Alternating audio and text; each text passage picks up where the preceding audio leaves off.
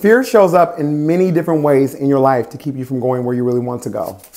Okay, so a lot of people want to think that traditionally fear is just like, I'm afraid, you know, and that you're scared and you're trembling and all that kind of stuff.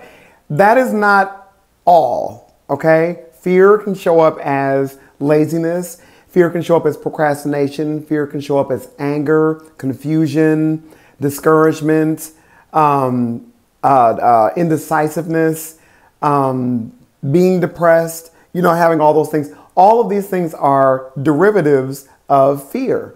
And so, as I was saying in a previous video, the only thing to fear is fear itself. Well, that's why, because fear is just all these ugly things. It just is a thing. It's not a thing that you have to take on. And so if you find that you're wanting to get somewhere in life, get some things done, really kind of get ahead of yourself and be on your path to greatness, and you're having problems getting there, excuses will show up.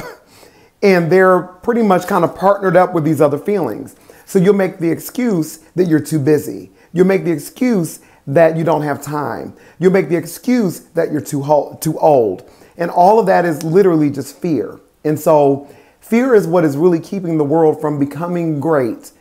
Fear is what's keeping all of the society, all of the world's problems in society and whatnot, keeping them still enraged with flames and fanning the flames, and another place gets taken out, and then another social problem takes out another minority and demographic group. And all of it is based in fear.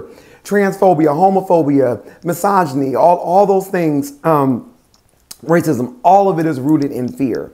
And so what I urge unto you to do is this. If you truly want things to change, if you truly want this world to get better, if you yourself, even as an individual, want to get better, you have to start off with the words, I'm scared. So many people on this planet will not say those words because we're taught to lead and live life with our ego.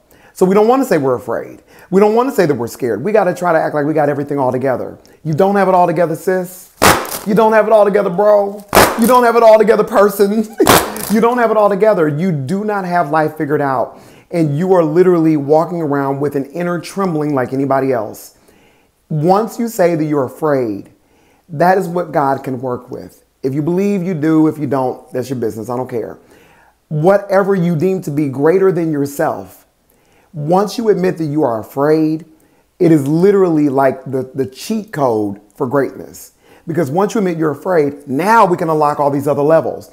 Now we can start to get into the core of why are you afraid? Who made you afraid?